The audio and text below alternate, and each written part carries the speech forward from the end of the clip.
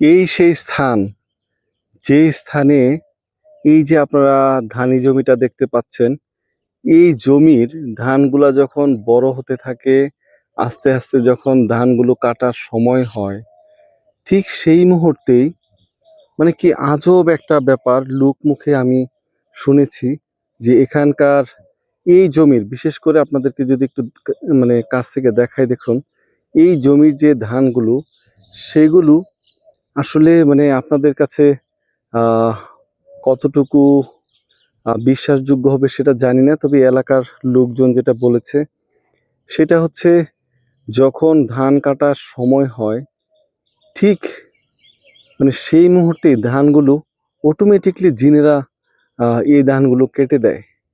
কেটে এত সুন্দরভাবে ধানগুলোকে এই জমিতে আঁটি বেঁধে রেখে দেয়, যা কৃষকের একেবারেই মানে কোনো কষ্ট হয় না। সে শুধু ধানগুলো তুলে বাসায় নিয়ে যায়। মানে কি অপ্রত্যাশিত একটা ঘটনা কিন্তু। মানে এই ধরনের ঘটনা কিন্তু আমরা আসলে কখনোই আমাদের কল্পনাতেও আসে না যে আসলে এই ধরনের ঘটনা কি আজও ঘটে। তা আসলে এই সেই জমি, একটু কাছ থেকে যদি আপনাদেরকে দেখাই, এই জমিতে অনেক বছর যাবতই এই ধরনের ঘটনাটা ঘটছে। তবে এইখানে জিনেদের যে উপস্থিতি রয়েছে সেটা গ্রামের সবাই জানে, কিন্তু তারা কখনোই মানুষের কোনো ক্ষতি তারা করেনি। বিগত সময়ের মধ্যে কেউ এই ধরনের ইতিহাস জানে না। কিন্তু একটাই ব্যাপার, সেটা হচ্ছে কৃষককে এখানকার যেই জিনেরা রয়েছে তারা খুব উপকার করে থাকে।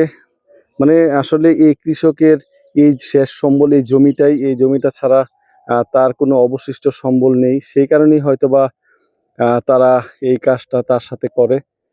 কখনোই মানে কখনোই আমরা শুনিনি যে এই জমিতে যে কৃষক রয়েছে সে আহ, নিজে ধান কেটেছে। এই গ্রামবাসীর অনেকের সাথে আমরা কথা বলেছি, তারা বলেছে যে আসলে এটাই সত্য ঘটনা। এখানে যখন ধানগুলো একেবারে পেকে যখন কাটার সময় হয়, ঠিক সেই মুহূর্তেই সুন্দরভাবে ধানগুলো কেটে আঁটি বেঁধে জমিতে রেখে দেওয়া হয়।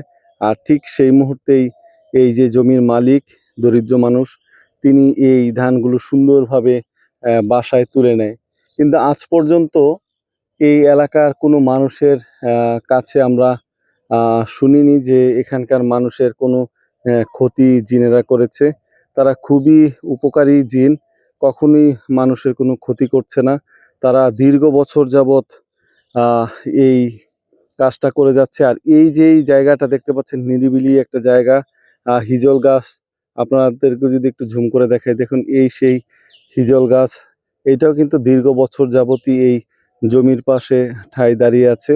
তো আসলে এই ঘটনাটা শুনে আমার কিন্তু আসলে শরীরের পশম একেবারে দাঁড়িয়ে গেছে যে এই ধরনের ঘটনাও কি আদৌ ঘটে। আর এই জমিতে কখনোই নাকি সার দিতে হয় না। কৃষকের বাড়তি যেই কষ্ট করার যে দরকার সেটা আসলে হয় না। শুধুমাত্র জমিতে ধানগুলো, ধানের চারাগুলো রোপণ করে দিলেই এই জমিতে সুন্দরভাবে ধানগুলো ফলতে থাকে, আর কখনোই বাড়তি কোনো সারের প্রয়োজন হয় না।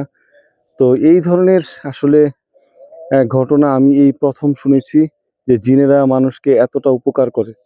তো আসলে এটা এই জিনগুলো হয়তো বা খুব ভালো জিন। গ্রামের কোনো মানুষকেই তারা কখনোই ক্ষতি করেনি। এই তথ্য আমরা কখনো আহ, কারো কাছ থেকে শুনিনি। তবে এটা কুমিল্লা জেলার একটা প্রত্যন্ত গ্রাম থেকে কিন্তু আমরা এই ভিডিও চিত্রটা ধারণ করেছি। তো পরবর্তীতে আরো মানুষের সাথে কথা বলে সরাসরি তাদের কাছ থেকে জানার চেষ্টা করব। তো আজকে এই পর্যন্তই। সবাই ভালো থাকবেন, সুস্থ থাকবেন। আল্লাহ হাফেজ।